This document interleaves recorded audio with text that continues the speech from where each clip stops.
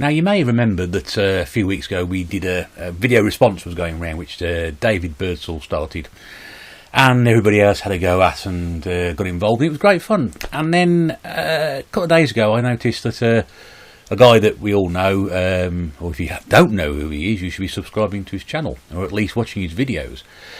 Pete Fighter 2, who wasn't very comfortable with doing the franchises he hates sort of thing, because he doesn't like to give out lots of sort of negativity. He'd much rather be supporting stuff that he really enjoys. So I thought, well, that's a particularly good idea. And then he actually put out a video himself about franchises that he likes. So I thought, well, how best to get the ball rolling and keep things going by now responding to that and carry on this video response, but turn it around. So we've done franchises that we don't like, or games that we don't like. So now, how about doing games that we do like? So this is a response to Pete Fighter 2, your game franchises that you like. And I'm going to try and go through mine as quickly as possible, which hopefully will be under half an hour. And I've got an absolute pile of stuff on the floor. You might see there's some great gaps in the shelf behind me. That's because I've been pulling games off to show you. This isn't the Oscars. I ain't got anybody, you know, sort of waiting to fill these gaps so it looks full again. You just have to wait and see where we go on. So the first one I want to sort of nominate as my sort of favourite franchise of you know, top 5 anyway, is Championship Manager. And that will come as no surprise to regular viewers of this channel, or of having read my opinions on things. Championship Manager started for me back in 93-94, and then pretty much for the next 10 years I purchased every edition that there was. I couldn't find Championship Manager 2, which I believe is somewhere within the property. And that includes also the dated disc that came out after the 93-94 version. I missed the first two, which was Championship Manager and Championship Manager 93.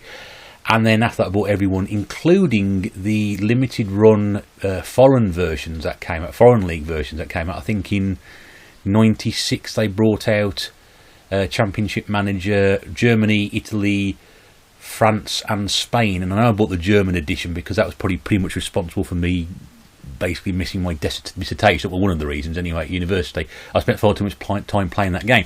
But it was a reduced version, just playing the German leagues. And it was at a cut price, and it's $4.99 I think at the time. Bear in mind that the brand new release was 20 quid. And I just purchased every single game of that, because you can just throw yourself in the Championship Manager and it's like nothing you've ever experienced before. You just get so attached to what's going on. It helps if you're a football fan, I suppose, really, but the first time I sort of actually fell in love with the game, when I played 93-94 and I was playing as Manchester United, and we beat Norwich 4-0. And I was like, wow, this is this what it's like to be a football manager or something like that? It just sort of resonated and clicked. And then for the next 10 years, I literally purchased every single version of the game. I remember one year, I think it may have been either 94 or 95, I can't remember, there was a new version coming out in Christmas. And I was literally planning the entire Christmas holiday from college, playing Championship Manager and doing nothing else. That's how it was. So let's just show you which incarnations of Championship Manager I've got. I've got 93, this is the Amiga version. Giant big box. I'll show you the back as well. All sorts of discs in here as well. I'm not sure how many discs this game's got. Loads. 3 of them. Giant manual. So that went on from 93. So there was a version before this, then there was 93-94. I think of Championship Manager 2 after that, and then possibly 95-96. The next one I've got is 97-98. I've got 2 copies of this. The other one I'm not going to pull down off the shelf. Just noticed there, 19.99 at our price.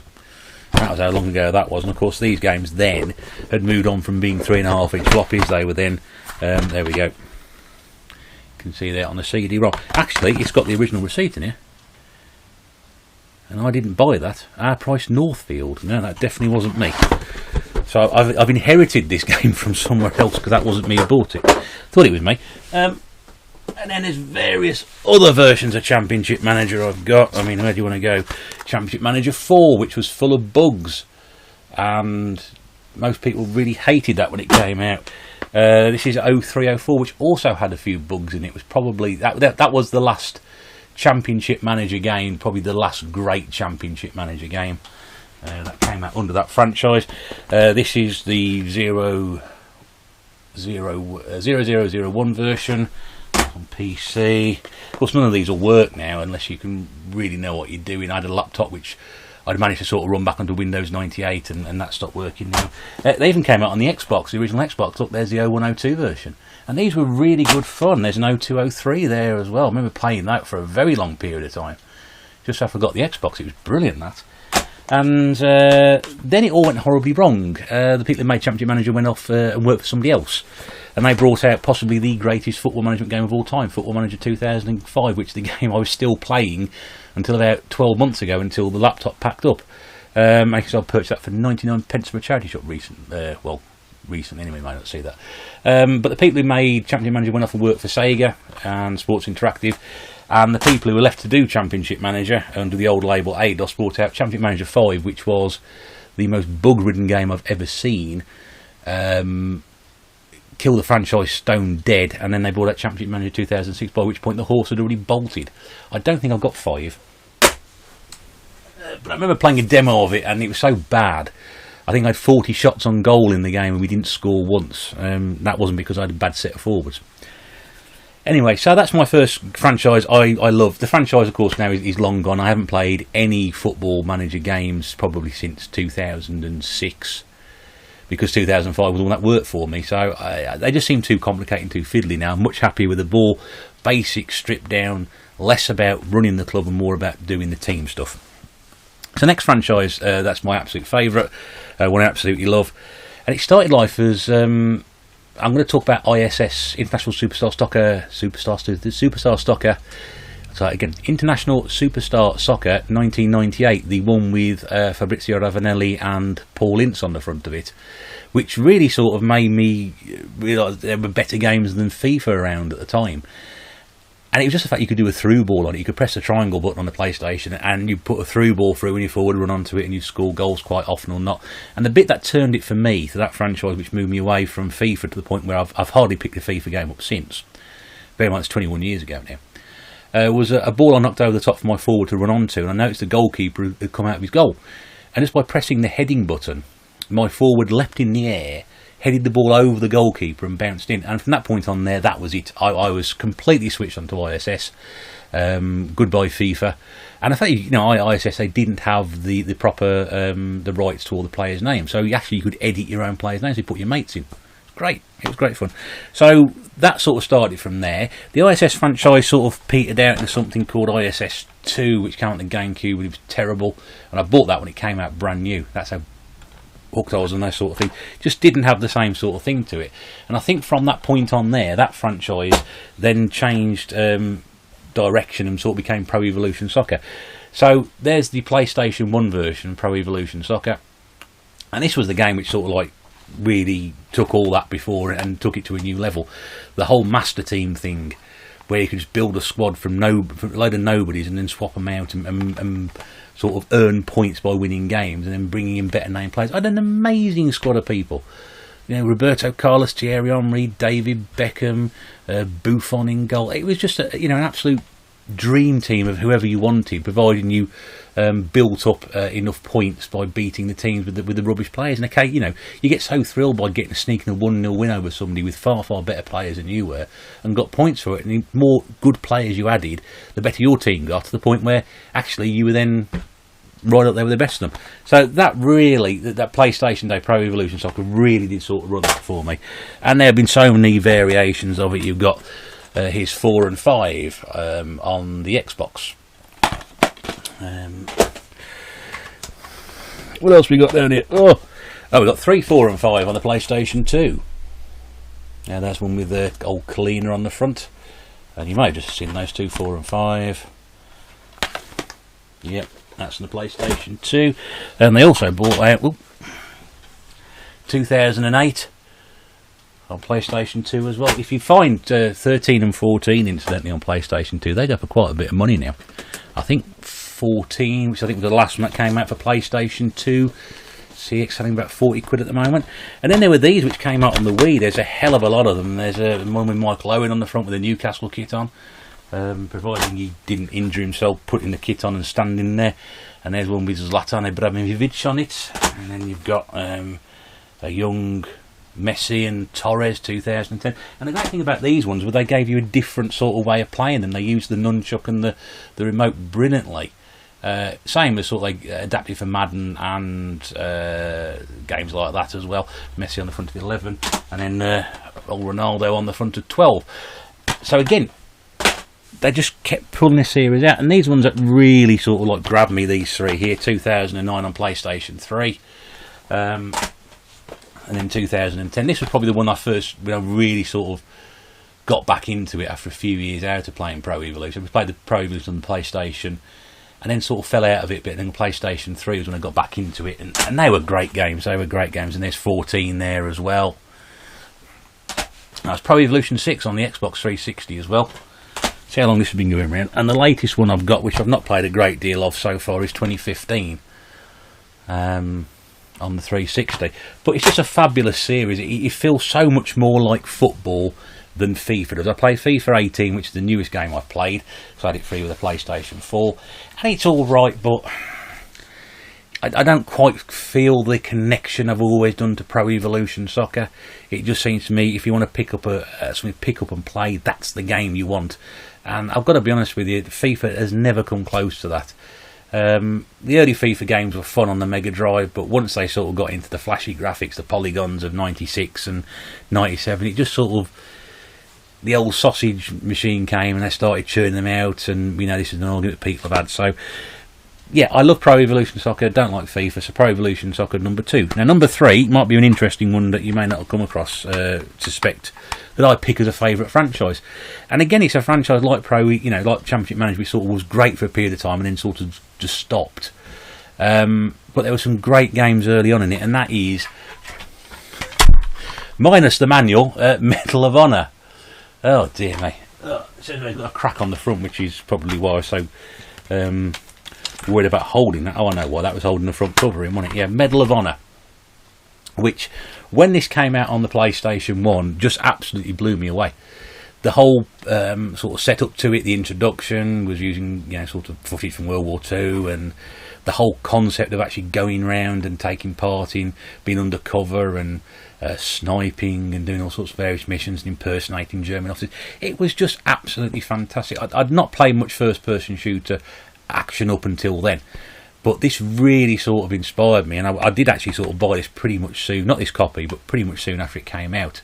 Went out and paid full price for it. There was a sequel for it, which was Medal of Honor Underground, which I don't think was quite as good as the original one. I've also got Underground on the Game Boy Advance, but I can't find that. It's in the cupboard down there somewhere. But those games were great, and I love that sort of that whole feel about it.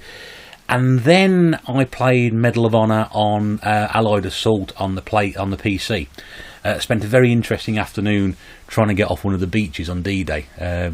Cranked the volume up on the telly, got Mrs. Bear to throw things at me to simulate me. So no, she didn't do that. It was just amazing. I mean, I spent ages trying to get off that beach, but it was just a fantastic experience. And I don't usually have a lot of love for first-person shooters, but this series I just probably because I like history. And this was really sort of great. And then it just sort of transpired that they'd sort of keep bringing them out. So you've got European Assault, which I think was the console version of Allied Assault, or sort of had aspects into it. And then there was Frontline as well.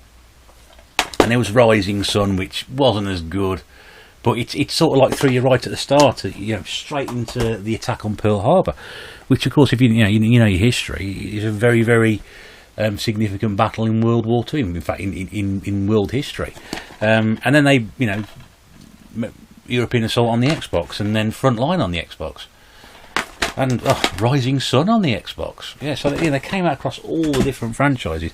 I'm not going to pull 3 GameCube games out. I will pull Frontline out. It's the only one I've got on the GameCube. And they were all great games. And I sort of lost the franchise after that. So I do own both the Wii games which came out, which are Vanguard and Heroes 2, both which I understand are very, very good games. But of course, by that point, Call of Duty had pushed that franchise on and had moved off World War II, and this was also pretty dated. So, in terms of the new stuff that came out, I think there was Medal of Honor Airborne, which just sort of fell flat on its arse, which nobody really enjoyed. And they tried to sort of keep up and put Medal of Honor into sort of modern thing, but just by name. And by that point, Call of Duty had sort of taken the series on, and Medal of Honor practically died, which was a real shame because it had started so well. And perhaps had they moved slightly differently, think about Call of Duty, they were the first 3 games were set in World War II, and then you had Call of Duty Modern Warfare, which changed the game, brought everything forward.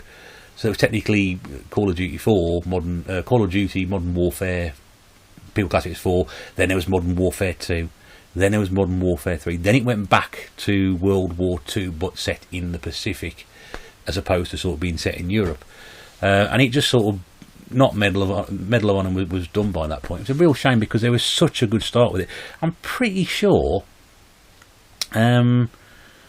maybe not, that Spielberg may have had a sort of an interest or an influence on Medal of Honor after Private Ryan. I could be sort of imagining that and had a dream about it one day and then woke up and had my cornflakes, but possibly not. I have absolutely no idea. But Medal of Honor was such a great franchise, and I could play those games again. Now here's one that's going to annoy somebody. My 4th favourite franchise. It's the Hedgehog. Why do I love Sonic the Hedgehog? Because this was a game that sort of, I'm going to use that word again, revolutionised or changed the game on platformers. Up to that point, platformers had been designed for very sort of cute looking characters, yet Mario was the exception, possibly because he was a plumber.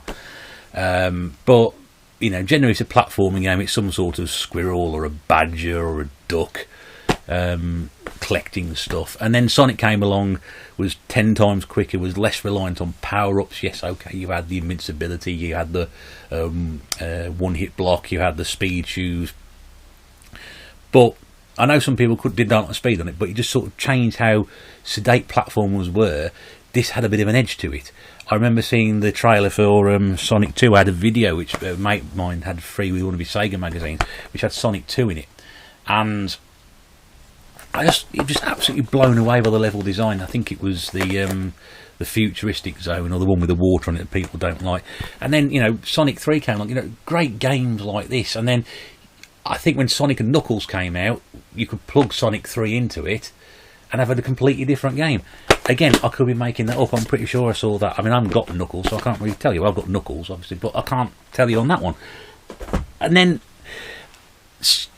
the more Sonic moved away from traditional 2D platforming, the worse the series got. So you had things like Spinball, which, I don't know, it's all right. I mean, you can see the concept of Sonic. He spins round and goes very quickly, but it's pinball at the end of the day. I mean, I'm not very interested in sort of wanting to have something like that. So that's it. And then you got the Sonic's 3D, and then there was the Sonic CD, which made it quite good. And then you had rubbish like Sonic R, and which was, again, that should have been better. It should have been a game which should have worked, but it didn't. It just moved away into 3D territory. Much better with Sonic Adventure, because that sort of opened up the landscape. You could have a 3D Sonic game and it'd be a bit better. And then there was a couple of incarnates of Sonic Adventure 2, and then there was the one that came out on the GameCube, which is a director's cut. Is it any different? Probably not. I don't know. I've not really played it a great deal. And the thing is, that game appeared on the Nintendo. I'm trying to pick these up, sorry. That game appeared on a Nintendo console, because by that point Sega was pretty much dead. Sega as a games console maker and a designer had pretty much gone. So, sorry about that. But it was just like, what can Sonic do? So they just kept making games with him, with like Sonic Heroes and Sonic Riders, and capitalise on the speed of Sonic, and they were all right. Much better was Sonic All-Star Racing, which was superb, and so much so they've had a sequel, and they got a new version on it now. But then you try and do this with Sonic and turn him into an action hero. And while the introductions to these games were great, these two games were absolute poop. Much better, again, Sonic Colors, because it relies on the speed of Sonic. They're Sonic Riders again. And then this one, the Werehog. Yeah, can't call us, we'll call you. But then, oh, I forgot to get it down. Sonic Generations. That was the game which, again, so you got the rubbish Sonic games, you got the good Sonic games. Sonic Generations works so well because you've got the 2D and the 3D. It's a good mixture. And why is Sonic Mania such a success? That came out 6 months ago because it takes Sonic back to what he does best, which is 2D. And it's okay, yeah, it's a franchise which has had so many peaks and troughs. It could be a guide to a recession, but that's the nature of it. You know, people say, "Oh, Mario's not had a bad game about it." Well, yeah, okay, maybe he hasn't had a bad game. Maybe Super Mario Brothers 1, 2 and 3 were great. Mario All-Stars was brilliant. Super Mario World was brilliant. Mario 64 was brilliant. Super Mario Galaxy was brilliant. Mario Sunshine wasn't, but I like that one because it's probably not, 'cause it's a traditional Mario game. Sonic has had some rough treatment over the years, but the sheer amount of games there that I've just pulled out from there, and I ain't got them all. I've got Loose Sonic up there, Sonic 1, and I've got none of the Sonic CD games. I've got none of the Game Gear, so I've got Sonic 2 on the Game Gear. So I've missed an awful lot of those games, and also the Game Boy Advance stuff as well. There's loads of Sonic games out there, and there's loads of Mario games out there, but Sonic wins it for me because it changed the way platform games were designed and made and built. And you can tell that was such an influence because games like Zool and Bubsy, when they first came out, were so much more faster than previous console games, but Bubsy suffered from it because it was just uncontrollable, and Zool was just not great. Sorry, but I know a lot of people were quite keen on Zool when it came out, but not me. I thought it was just trying to be Sonic. That's it. So that's 4, I think, and now 5. This might surprise a few people. I was really sort of struggling. There's actually 3 I was going to include, but I felt there was probably more, although I know a couple of series that I mentioned which have sort of fallen over a little bit.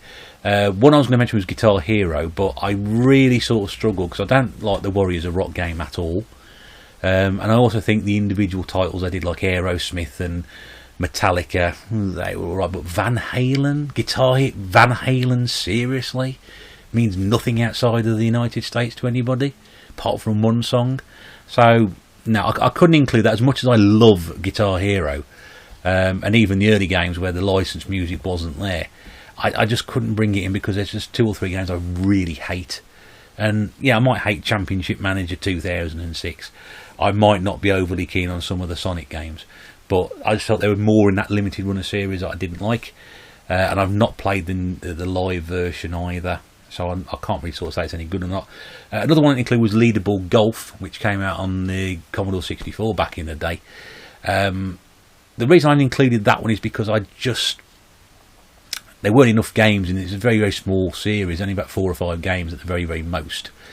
And of course now the PGA game sort of went beyond that, and Leaderboard didn't keep up with it, and there was a terrible game on the PS2 under the Midas label, which was Leaderboard Golf, which wasn't Leaderboard Golf in any sense of the imagination. As much as I loved Leaderboard back then, it just, I don't know, I didn't think there were enough games in series to sort of say it's a franchise I love. And the third one, which I nearly put in, was Colin McRae franchise, which started on the PlayStation 1, which was tremendous to play with a PlayStation 1 DualShock pad. And 1 and 2 there. Then it moved on to sort of the next generation, so you had the versions on the PlayStation 2 and the Xbox. And of course, after he unfortunately tragically died, Codemasters continued the series into Dirt, and also and then that Dirt evolved into the Grid series. And you can see the influence there. So that was a nice running franchise, but I haven't played enough of the games. I've only played sort of the first couple on the PlayStation and sort of the Grid and briefly Dirt games. So I've not really played a lot of those. I did enjoy them, but I haven't played enough of that to sort of say so. So the 5th game I'm going to pick in my franchises I love is Need for Speed Underground, the Need for Speed series. And you're going to see a lot of Need for Speed Underground because we've got Carbon here as well. And these are just sort of, why have I chosen this series over, say, something like Gran Turismo? I thought Forza, but I haven't played enough Forza. I only played the first 4. I haven't played any of the Horizon games. There's Underground again on the PlayStation 2. So I could have gone with Forza. Gran Turismo to me is just too much like proper race, proper driving. I want to just sort of climb into a car, put my foot down and whiz around. So that's the PlayStation 2 stuff. Here's Hot Pursuit, Nitro on the Wii. I just saw my last video and I've got all the ones for the Wii apart from the Run. There's Pro Street there. And we've got Undercover. That's Carbon again. There we go. And then, really fun story with this one, and I haven't told that one before, but Need for Speed Hot Pursuit, I actually played a wonderful New Year's Eve playing that, trying to beat everybody's records who were on my friends list. There's Need for Speed Shift as well. And also Undercover again, which I didn't pay $24.98 for. The great thing about those is majority of those games, you just sort of get in there and just drive and leather it, and it doesn't make any difference. It's like the Burnout. Burnout was probably another one I considered, but I haven't played enough of the new generation. I played the originals on the Xbox, but I didn't play any of the new ones up to date. But that was a great idea. I used to love it because you can just drive around and smash into things. The reason I picked Need for Speed is because over everything else, it's just sort of straightforward. I don't so much like the ones where you have to customise the car and tune this, and I can't be bothered with all that crap. I just want to get in there, put your foot down and whiz off, and a lot of those games you can just do that. With Gran Turismo, it's more about the badge than the driving and having fun with it, and Gran Turismo has its great moments. It's great for sort of being able to have a driving experience. Whereas Need for Speed, you just put your foot down and leather it. It's great, and that's what I love about it. And it's no nonsense, and you haven't got to complete tests and pass these things. But you can just get out there and just take part, and that's what you want. And that's the sort of thing you enjoy. And there you go. So, Pete Fighter 2, in response to your video, those are my 5 favourite franchises you like. If you've fallen asleep, I'll just remind you. That was Championship Manager, Pro Evolution Soccer, Sonic the Hedgehog, Need for Speed, and Medal of Honor. I hope you enjoyed the video, and the ranting and the general throwing around of stuff, and the fact that it's all been done very, very on the fly. But then again, most of the videos are.